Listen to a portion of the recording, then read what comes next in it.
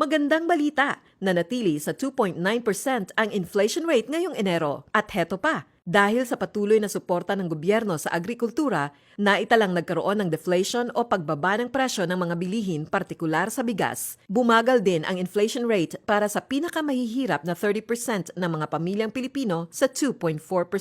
Isang malaking tagumpay na nagpapakita ng tunay na malasakit sa mga sektor na pinakaapektado ng mataas na presyo ng bilihin. Narito ang mga pangunahing dahilan kung bakit mas matibay ang ating ekonomiya ngayon. Una, mas mababang inflation sa pabahay, tubig at kuryente dahil sa mas maayos na energy policies at adjustment sa presyo ng kuryente. Pangalawa, mas mababang inflation sa restaurant at accommodation services na nangangahulugang lumalakas muli ang ating turismo. Pangatlo, mas mababang inflation sa transportasyon dahil sa mas maayos na kontrol sa presyo ng gasolina at mga programang sumusuporta sa public transport. Ang mga tagumpay na ito ay bahagi ng malawakang aksyon ng Administrasyong Ferdinand R. Marcos Jr. para sa isang mas matatag na ekonomiya.